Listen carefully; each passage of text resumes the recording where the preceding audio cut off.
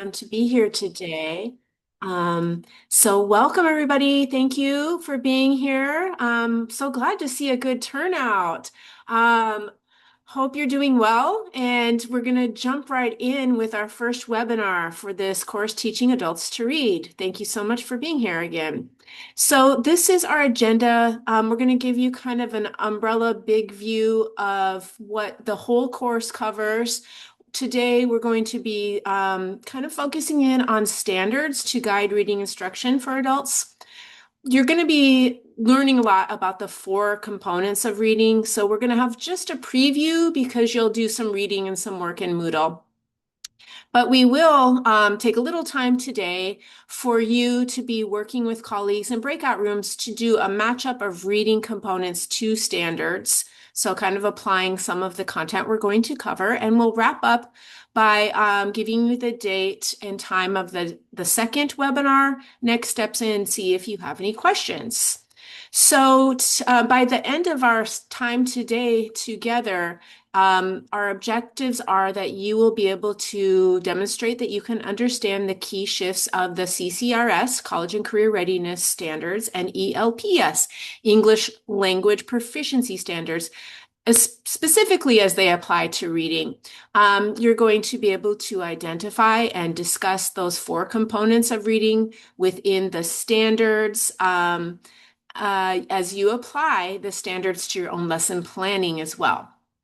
So this is a 4-week course, which is nice. It's digestible, but I do encourage everybody to not get behind in Moodle because it's good to have people working together on the discussions. And if you're late to the discussion, you won't always get replies from more than just me, from more other of the colleagues. So in this first week that we're starting, you're going to be considering your current practices. We're going to be kind of looking at some of the differences of teaching beginning through advanced learners to read.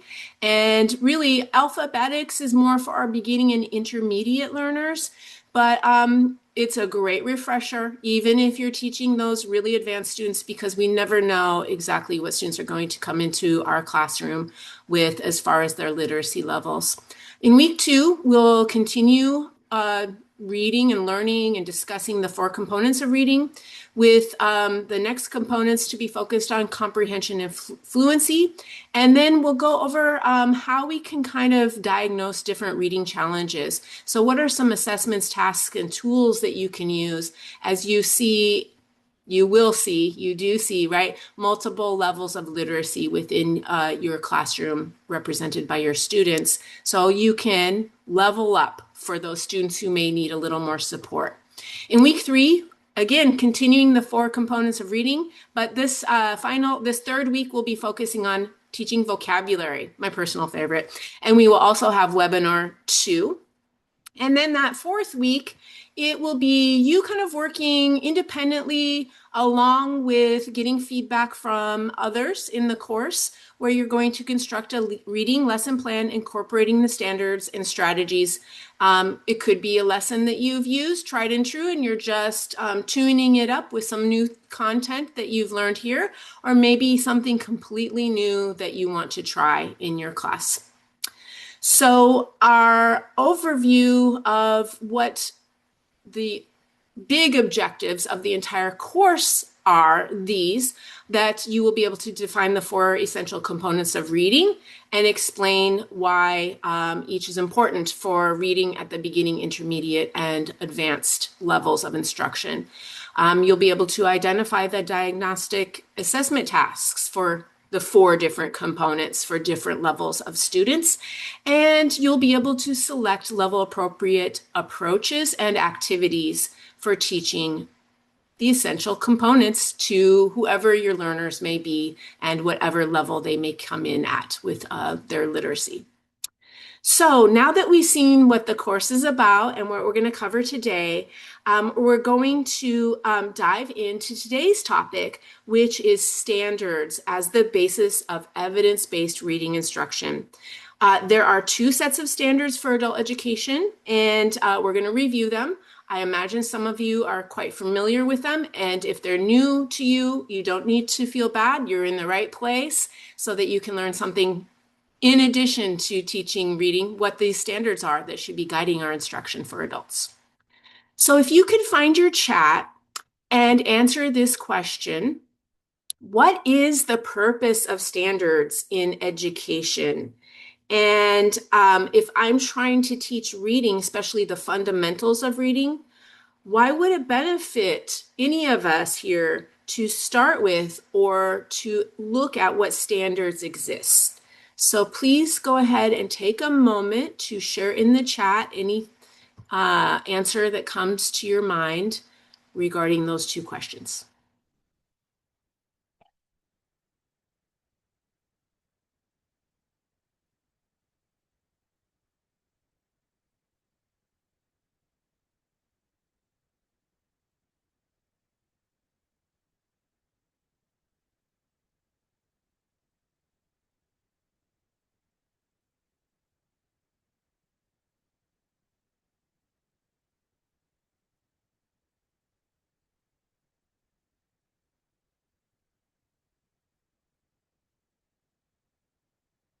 Thank you. It looks like someone maybe in a classroom who has applied there, adult ed. So you know what to teach precisely, yes.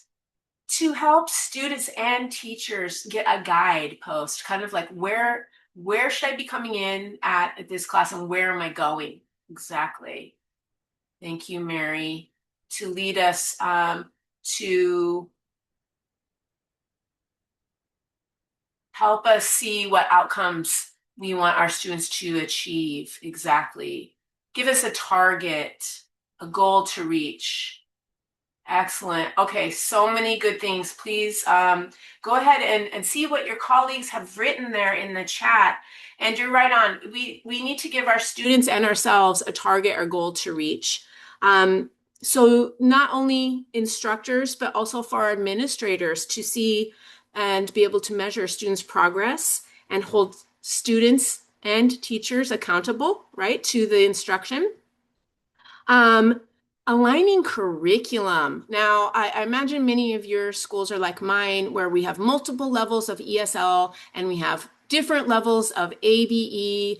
And wow, you know, to not keep repeating the same sort of leveling of reading instruction, so we know what is expected of the next level. That can also help with promotion and advancement of students. It can help students and us decide, are students ready for the next level of instruction? It's really good for anyone who is brand new to our field, right? So these standards weren't around when I started teaching. I don't know about any of you, but we do have some newer teachers among the participants in this course. And if I had been handed a set of standards, it really would have helped me, or the multiple schools that I was teaching at, to know what was expected in a level class at one school as compared to another, right? It, as I mentioned, helps students know what the exit standards are. So what do I need to be able to do to, you know, successfully finish this course or this program? And all the things that you've put into the chat are really great ideas regarding standards and why we should have a look at them. So that's what we're going to do, actually have a look at some of the standards during this course. So the first document that you see here is the College and Career Readiness Standards, 2013. So they've been around for a while, but not everybody in adult ed knows about them. So I'd like you to answer in a poll that Maria is going to open right now, your level of familiarity with the CCRS.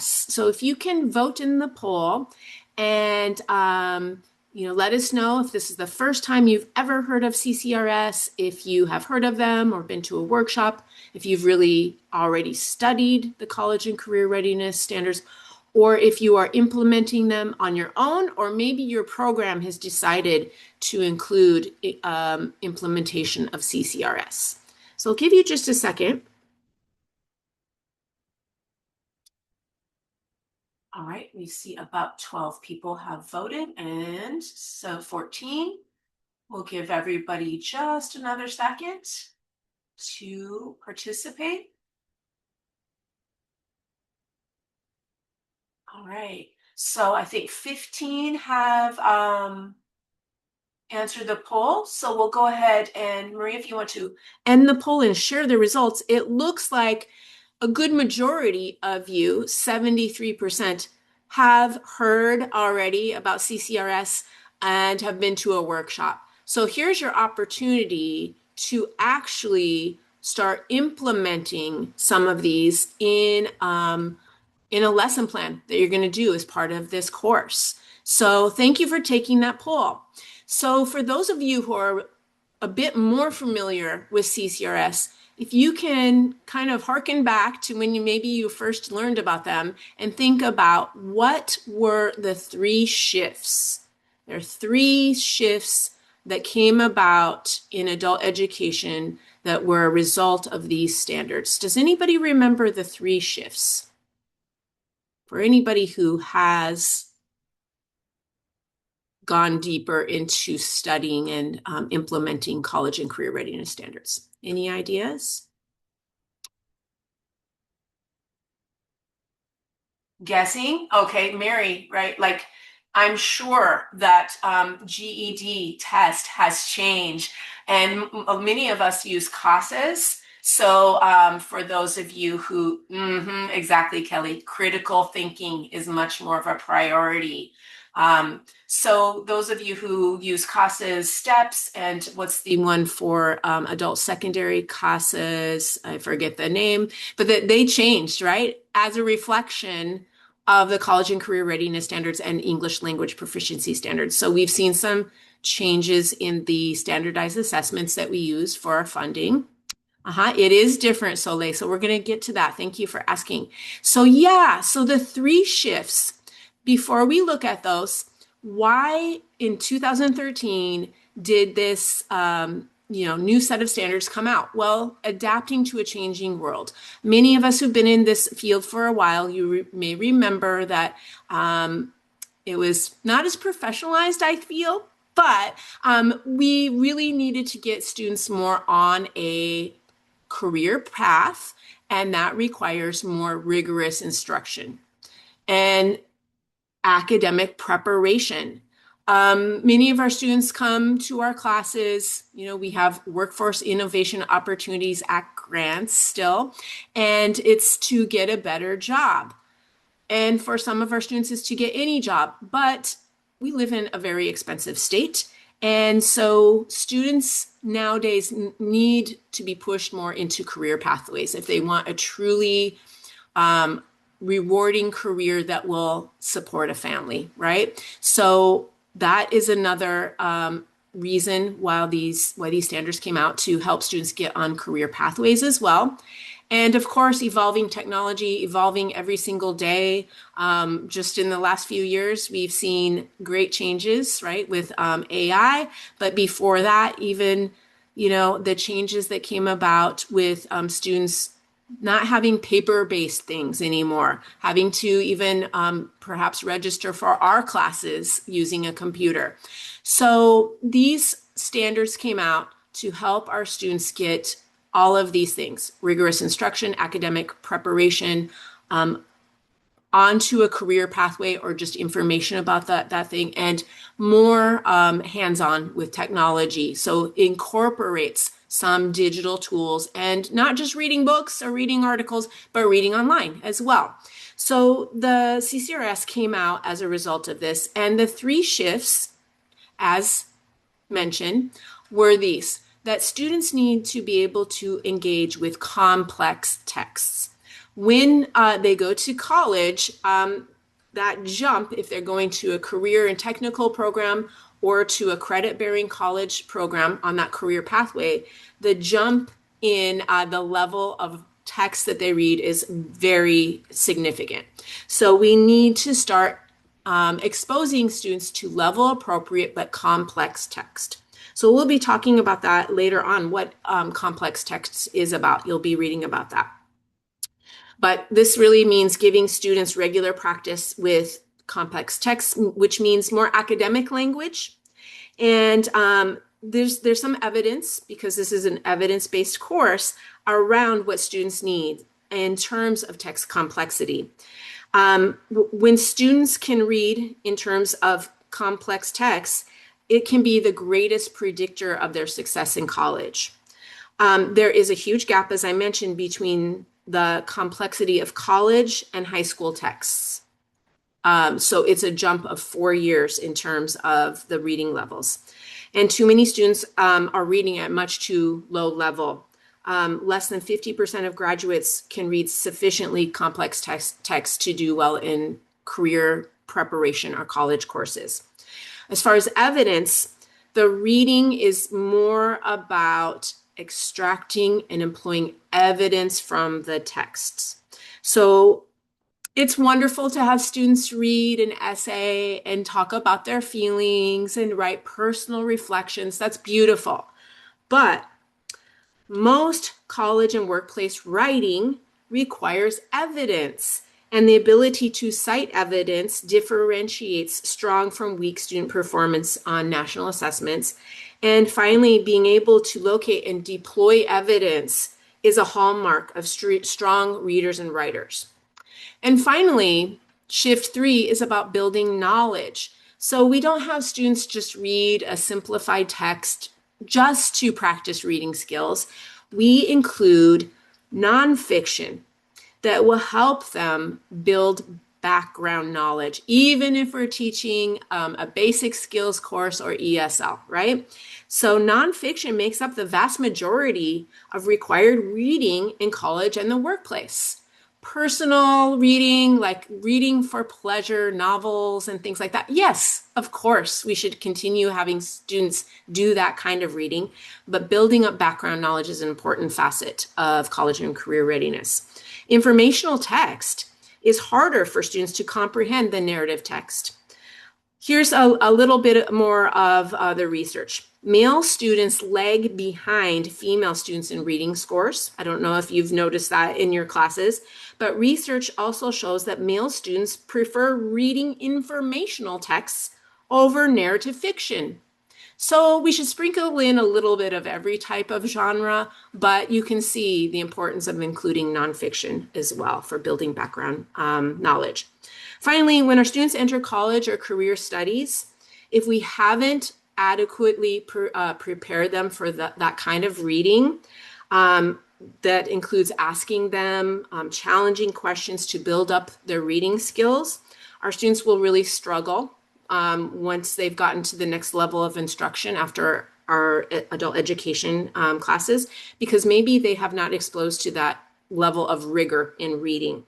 So we can ask questions that help build students' thinking skills, the critical thinking, as you mentioned, to get to the higher levels of Webb's depth of knowledge. We'll be talking about that at another time.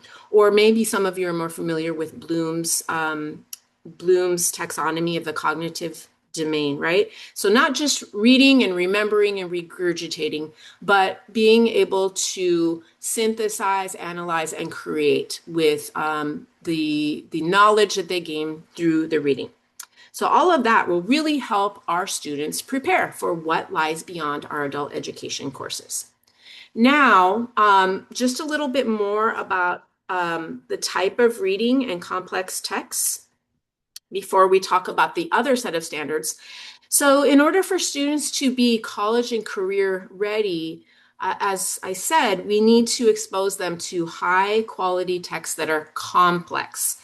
For students to be challenged with questions that go beyond the recall, remember details, it's imperative that we choose texts that are high quality with content-rich nonfiction that builds that background knowledge. So what does complex text include?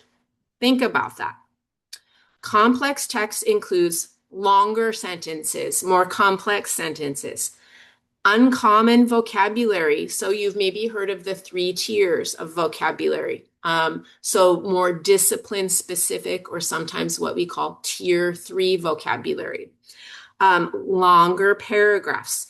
Text structure, as as mentioned, that's less narrative. It may combine different structures. Dense information, multiple and or subtle themes or purposes, and subtle and or frequent transitions. So later in this course, we will be exploring how to choose and where to find texts beyond what maybe your program has for you as far as textbooks in your supply for students to use, but how you can use different tools to select texts that are fulfilling this text complexity, that are high quality, that are appropriate to your students' level though. So just to sum up about CCRS, complex test challenges students. So bringing in academic vocabulary that's so critical to formal English, writing and speaking, but also reading, and mature language skills need for success, not only being gained by working with these demanding materials. And if we just continue with very simplified reading texts that don't challenge students, that are not just a little bit above their level, then they just will not be prepared for what lies beyond. So one last thing about this is that a lot of those types of texts that we're talking about, it's not just a read once, answer the questions and done. A lot of these types of texts require, first of all, direct instruction is something we're going to be talking about, but close reading. What is close reading? Reading more than once and helping students learn how to annotate and ask questions and doing things like think alouds as we read with students. So this is something that really to be thinking about. Are your texts that you are currently using fulfilling these standards in terms of being complex? Okay, if not, we're going to be talking about that more coming up. So continuing on, what you will see when you look at the college and career readiness standards is some specific labeling. And there's this kind of, in the packet, there is this legend or grid that tells you. And this is the structuring of the college and career readiness standards, which really do separate out reading, okay? So you can see the key here. And whenever you see, for example, CCSS, that is the Common Core. If any of you have kids, or some of you I know have worked in K-12, you probably heard of the Common Core for K-12, for the kids, right? So there is a little bit of a correlation from the K-12 to adult ed with the college and career readiness standards. But just as a quick example, when you see RI point 4.3, that RI, reading, I is informational, 4 is a grade 4, and 3 means standard 3. So there are many different genres that we're having students read with an emphasis on informational, nonfiction, but there is also literature, as you see, and covering different subject areas like reading historical and social studies texts and scientific and technical texts as well. Now, just one thing to say, I would never tell my students, hey, you're reading at a 4th grade level, right? That could be a little bit demeaning and demotivational, but it's a guide for us to know. When we're looking at texts, many texts will have the grade level, and then we can know, okay, that's where my students are reading, right? So you will notice this kind of schemata when you're looking at college and career readiness standards. On the other hand, for our ELPS, you'll see a little bit different type of combination of the skills.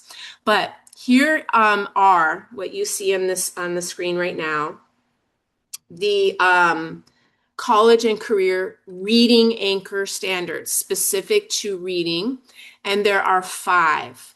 So anchor 1, read closely, determine what the text says explicitly, make inferences, which is also quite challenging for many students, and cite specific text evidence.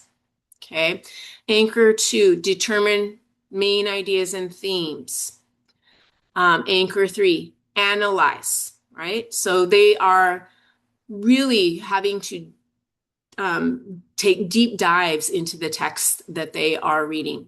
Interpret words and phrases. So that deals with some vocabulary. Analyze the structure of texts. So that's something our students probably really need to be taught how to do, especially as we preview a text, looking at how sentences and paragraphs relate to each other, and so on.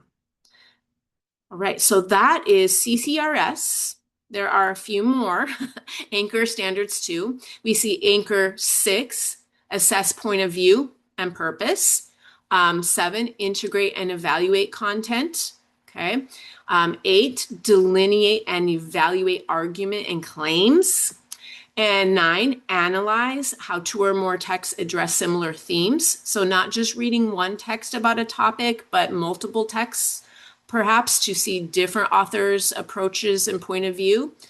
And read and comprehend complex literary and informational texts independently and proficiently, excuse me. So what you see is at the top, the large expression of an anchor standard. So CCR anchor standard 1. And it's broken out into different levels, A, B, C, D, E. So that's for any of you here who are teaching the adult secondary program, ABE, maybe GED, and your high set or adult high school diploma program type of courses, right? So students at the lowest level will be able to ask and answer questions about key details in a text, whereas your higher level students, before they're exiting your program, they need to be able to cite strong and thorough evidence and support with specific lines taken from the text. So you can see where that text evidence comes in. All right. So, Soleil, you asked about English language proficiency standards. So the CCRS came out in 2013 for adult education, but those of us working in ESL, teaching English language learners, realized, yes, we do want to get our students rigorous education and on a pathway to a career, but they need a lot more language support before they can do the things that are required of them in CCRS. So I want to ask you if you can take the poll again. I know some of you do not teach ESL, but still it's good to know about this. So Maria is going to open the poll, and can you let us know again, your familiarity with the English language proficiency standards? Is it your first time to hear of them? You've heard of them before, or been to a workshop, studied them? It looks like a few are actually implementing. So about 11 of you, 13 of you have taken the poll. 15, okay, give you just about 5 more seconds.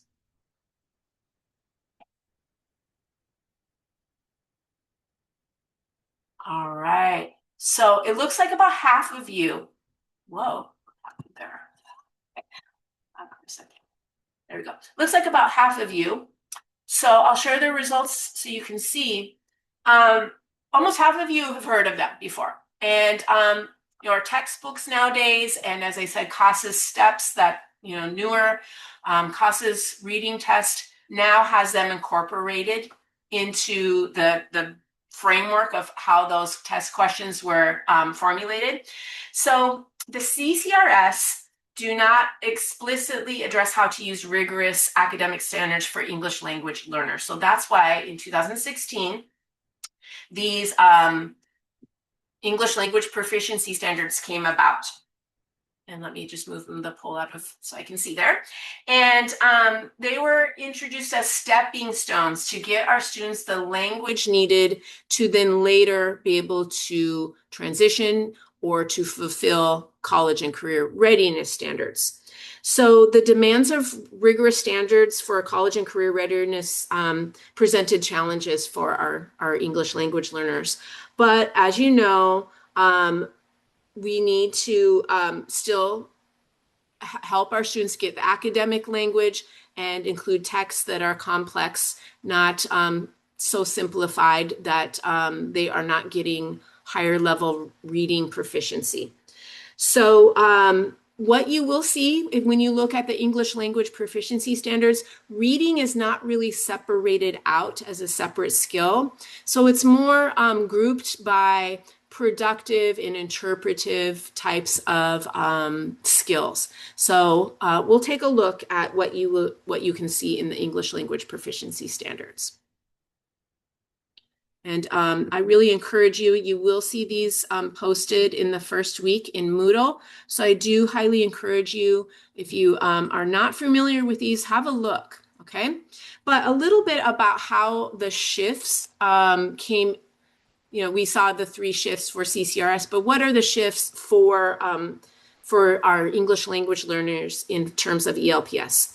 Of course, we still need to teach life skills. Some of our immigrant students are newcomers to the USA, learning to navigate different systems. So life skills still included, still important for many of our students, right?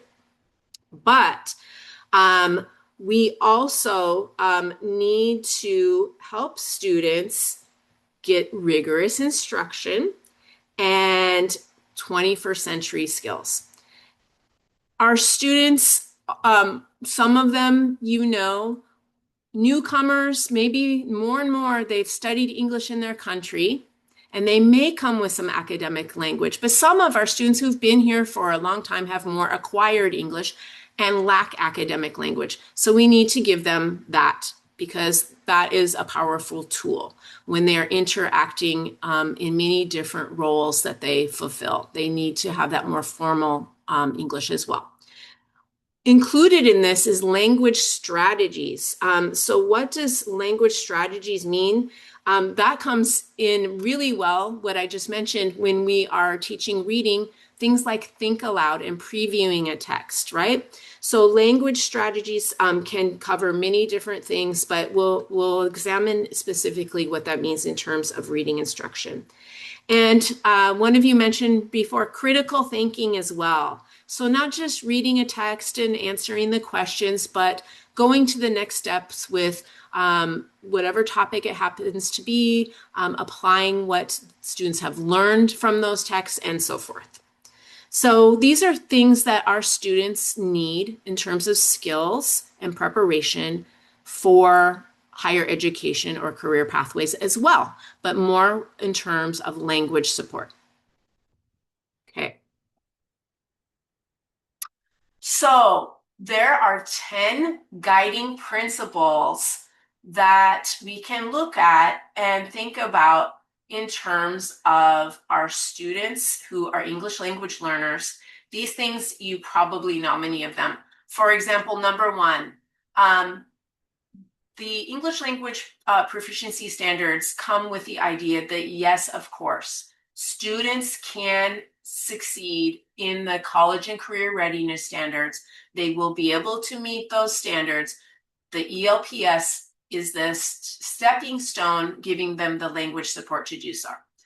Number 2, wow, I think anyone, not only our ESL classes, but throughout California, all of our classrooms of adult students represent diverse population of learners, from age to ability to first language, et cetera, right?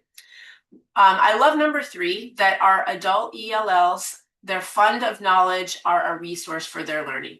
So while we're including texts that help them build background knowledge, we can also tap into the diversity of experiences that they have as well, right? So I know anybody here who teaches ESL, you're probably like me, that I learn something new from my students every day, right? Social language has an important role to play in our English language learners' language acquisition process. So while we're giving them academic language, they also need to be able to communicate at a maybe less formal level as well, or register. The 3 instructional advances, the 3 shifts, are also included within the backbone or framework of the ELPS. Our adult English language learners need to engage with a wide variety of informational texts. So if you're thinking about the CASAS test, it's everything from your life skills reading to reading someone's personal essay, to reading the news, to reading legal documents. There's just a wide range of texts that we need to bring in. Scaffolding is very important to help our students prepare to read or to prepare to do any tasks that we ask them to do. Our English language learners with disabilities have specific instructional needs. Multimedia technology aligned to the standards should be integrated. So our students, it's like if we're teaching ESL, we're not only teaching English, right? We're also teaching digital literacy and the ability to gain information from online sources. And you see that number 10, academic language instruction should be incorporated across all content lessons and including even simple math and science, right? So while we're teaching reading skills and building background knowledge, simple things like having students maybe double a recipe includes a little bit of math, okay? So these ELP standards include reading. So there are 10 standards for the English language proficiency standards, but these that you see in front of you, these four specifically address reading. Standard 1, construct meaning from oral presentations and literary and informational text. Okay, so you see how I mentioned it's not reading separated out, because maybe students are watching a video in this case and getting information from a video. So this first standard includes reading and oral content delivered. Standard 6, analyze and critique the arguments of others orally and in writing. Standard 8, determine the meaning of words and phrases and in oral presentations and literary and informational text. And standard 9, look at that one. Create clear and coherent level appropriate speech and text. How does that connect to your reading? Would anybody like to share in the chat why you think standard 9 would connect to reading at all?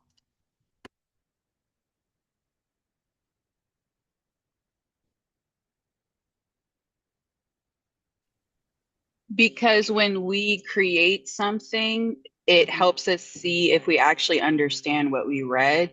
So the nerd in me will tell you about the Feynman technique, where if you learn about a topic and then you write out everything you remember, that helps you see where your gaps are and what you know. And it's essentially the same thing for our students. I love it, Soleil. That's amazing. Perfect. Yes. So I Uh-huh. could say that, Kristi, that I know because I teach ESL classes, Yeah. and but I also am the ESL department chair for my school.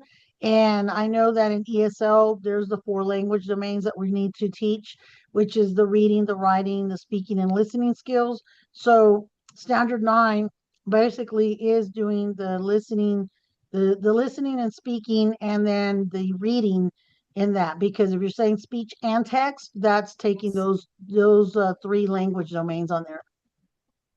Excellent. I love it. Yeah. Most of our classes, I know like some programs have the skills separated out. Never makes great sense to me, but sometimes students really, I just want a conversation class. Okay. Yes. But yeah, we often connect the reading to the writing. We're building background knowledge through the reading, and then have students demonstrate their knowledge or connect to that reading by having them do writing about that topic they've read about. Exactly. I love it. Perfect. Thank you, ladies. Wonderful. Okay. So this is what ELPS looks like. It's a little bit different layout, as you can see. So there are 5 levels. So we don't really include our pre-lit, so when students take the CASAS test and there's the National Reporting Standards, NRS, there's like 6 levels. But this is kind of broken out into 5 levels. And So our very lowest non-literate students, perhaps we could call it that, may be approaching level 1. But what you will see a little bit differently with the layout is the example on the far left column, kind of an overarching statement of the standard. An English language learner can construct meaning from, in this case, literary and informational text that's level appropriate. And then at the lowest level, this is what they should be able to do. Use very limited strategies to identify a few key words and phrases. Okay. Whereas at the highest level, exiting our ESL programs, they need to do a lot more. They should be able to determine central ideas and themes, analyze the development of those themes and ideas, cite specific details and evidence from text to support their analysis. And this last one, I think, looking at that standard 9 we just looked at, summarizing.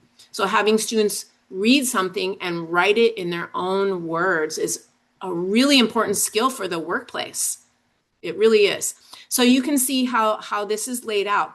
I think this is especially useful in our level classes, but let's face it, I teach at my college our highest level, but honestly, I may have some students who are at this level 4, okay? So this shows me what that student is coming in at and where I need to get them. So what we were talking about at the beginning of this webinar, the purpose of the standards, to help me see if my students are ready to advance, see what I need to teach, and to see if some students are lagging and how I can incorporate differentiation or equitable practices to get all students up to the same level to be successful in the course. All right, so that was a review of the standards. And so if those are new to you, have a look, okay? But for those of you who are familiar, quick review. So what we're going to do is a very quick intro into the 4 essential components of reading. And then we're going to do an activity by which you match them up with some standards, okay? So this is going to be quick. You're going to read a lot more about these 4 components. But as you can see, alphabetics, this is the very basic reading component for our lowest literacy students, but even some higher level students sometimes need this. And alphabetics is defined as the set of knowledge and skills that support the ability to turn printed words into the spoken words they represent, including phonemic awareness, which is the ability to hear and manipulate the sounds of language, and decoding, the ability to associate letters and letter combinations to the sounds that they represent. So I was educated a long time ago. I'm an 80s girl, grew up in the 70s, right? So I remember that there was that approach, even, back in the day, sounding out the words. We're going back to that a bit. Okay, sounding out the words, even though English is crazy. And then decoding is being able to read the words. Vocabulary, as you know, is the knowledge and meaning of words, but oh my gosh, that's too simplistic, right? Because to be really, to have true vocabulary knowledge, it's not just being able to read and recognize words, but to actually use words. So for our beginning level students, we need to ensure that they can recognize the tier 1 words. So I mentioned the 3 tiers. Tier 1 words, what does that mean for you? Tier 1. Beginning ESL, for example, those everyday words. So the words that are common in spoken English. So those very, everyday words that are necessary for survival, right? That students learn in our beginning level ESL classes, for example. But then we also, even for beginning students, and if you're beginning ABE or secondary, providing direct instruction in what are known as the tier 2 words, the general academic words used frequently in writing. So I don't know if you're familiar with the academic word list. It was a scanning of all the college textbooks. So it's a corpora of the most frequently used words in college. And so we need to start incorporating that for our intermediate students. And then as we have students read more content-specific nonfiction to build up their background knowledge in different areas, they will be exposed to tier 3 words. So if, students are taking CTE classes, for sure. I was with a school last week where a medical transcription course. The students are being exposed to very specific vocabulary that I don't know, right? It's not everyday vocabulary, specific to a domain, specific to a discipline. But students at all different levels should start to learn prefixes, suffixes, roots, and strategies for building their own vocabulary, like using context clues, dictionaries, thesauruses, and other tools and resources. So that's a simplistic definition, but vocabulary can take up a lot of our time, but is very meaningful use of our time, I think. Next, we have fluency. And so that's the third component of reading. A really fluent reader, like everybody here in this webinar, can read connected text with accuracy at the appropriate rate and with expression, also known as prosody. So I think of some of my students, they're so fluent in their English, everyday speaking. And then when I go to, they volunteer to read a paragraph aloud and they are lacking prosody. They don't know when to pause. They don't know when to put stress on a word. They don't know how to chunk out a sentence, for example. So prosody is how we read as when we're speaking, right? So there are many things we can do to help our students with some targeted instruction to increase their fluency. Finally, comprehension seems easy, right? But there are so many different levels of meaning, from literal, like what did this author mean in this line, to inferential. And I don't know about your students. My students have a hard time making inferences because that means reading through the lines, not just finding the answer, which can be, not so difficult sometimes, but taking evidence in a text and drawing conclusions. So again, we need to go beyond in comprehension questions, just remembering and recalling, what was the main point here, but asking students about audience, who was this intended for? What was the author's purpose? What is the point of the view of the author? So many different things, from making inferences, drawing conclusions, asking students to determine the organization, the development of the ideas, and so on. And paraphrasing and summarizing is a very important skill included in that. So those are the 4 components in a nutshell, really quickly. And as I said, you will be going deeper. And what we'd like to do for just about the remaining time is to have you join a breakout room. And right now you will see in the chat a document. If you can please click on the file in the chat and open it.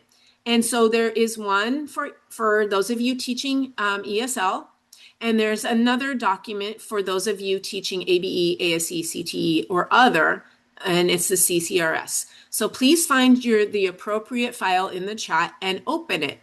You're going to be then joining a breakout room with participants who teach a similar program area. Say hello, very briefly, sorry about that. Introduce yourself. And then if you can discuss with your group, of the given standards that you see on that document shared in the chat, which essential component of reading is addressed? Is it alphabetics? Is it vocabulary? Is it fluency? Is it comprehension, or some other combination? Okay. And if you finish early, then you can see the third point. If you finish early, tell your group about a routine reading activity that you do that meets one of the standards, and which level. Is it A, B, C, D, or E for the college and career readiness standards, or is it 1, 2, 3, or 5 for ELPS if you finish early? So we're going to go ahead and open up the breakout rooms. Please join once you have the document open, and we'll give you about 8 minutes for this. So here we go. Thank you, everybody, for participating. I know it looks like maybe not everybody got a chance to speak. Sorry about that, but um, hopefully this is a simple activity that you could see the relation between the reading components and the standards. So as we finish up, please go ahead and share in the chat. How was a review of the standards and connecting the standards to the four components of reading useful for you? And if you would also like to share any comments, thoughts, ideas, or observations that occurred within your group or overall that you have. And as you do that, I'm just going to continue on with you. If you would like to answer this question, how will you use this information going forward? So if anybody has thoughts regarding those three questions, please go ahead and share in the chat. And as we, oh, great. Thank you, Soleil. As we finish up, what you will see here is our date and time for webinar 2, Wednesday, February 25th, 3 to 4 p.m. Hopefully you can make it. It's, as you can see, it's great if you can be here in person, but we know everybody has different teaching schedules and life schedules. So just like today's webinar, the session will be recorded, and within 24 hours, the recording will be posted. But for those of you if you cannot make it, you will be required to do a very brief makeup activity after viewing the webinar recording. And as we finish up today, are there any last questions or anything? And I'll just check the chat here. Yeah, thank you, Kelly. Thank you, everybody. Excellent. Okay. So I know some of you, this is a review. I've been teaching for a long time. I always gain from reviews, but for those of you who are new to this, I think that you're going to walk away with some really good ideas about how we can better teach reading. So thanks for joining us today, everyone. Have a wonderful day.